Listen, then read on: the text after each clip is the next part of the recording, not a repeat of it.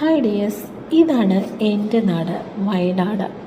താമരശ്ശേരി ചുരം കയറി കഴിഞ്ഞ് ലക്കിടി എത്താറാവുന്ന സമയത്ത് അവിടെ ഒരു പ്രത്യേക കാറ്റ് വരും. നിവിൻ പോളി ആ ഫിലിമിൽ പറഞ്ഞതുപോലെ പിന്നെ നമുക്ക് ചുറ്റുമുള്ളതൊന്നും കാണാൻ പറ്റത്തില്ല. ആ കോടമഞ്ഞും കാറ്റും പ്രകൃതി രമണീയമായ സ്ഥലങ്ങളും കൊണ്ട് മനോഹരമായ നാട് വയനാട്.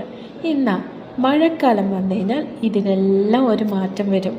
പ്രകൃതിയെ നമ്മൾ നശിപ്പിക്കുന്നത് കൊണ്ടാണോ എന്നറിയില്ല, പ്രകൃതി തിരിച്ചടിക്കാറുണ്ട്. എന്നാൽ അതെല്ലാം മറന്ന് ഉള്ളത് സന്തോഷം കണ്ടെത്തി ഇന്നും അവിടെയുള്ള ആളുകൾ ജീവിക്കുന്നു.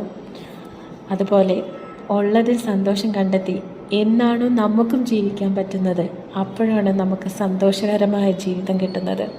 സോ എല്ലാവർക്കും ഒരു സന്തോഷമായ ജീവിതം ഞാൻ നേരുന്നു. സോ ഈ വീഡിയോ നിങ്ങൾക്ക് ഇഷ്ടപ്പെട്ടെങ്കിൽ ലൈക്ക് ചെയ്യുക, ഷെയർ ചെയ്യുക, സബ്സ്ക്രൈബ് ചെയ്യുക. Thank you.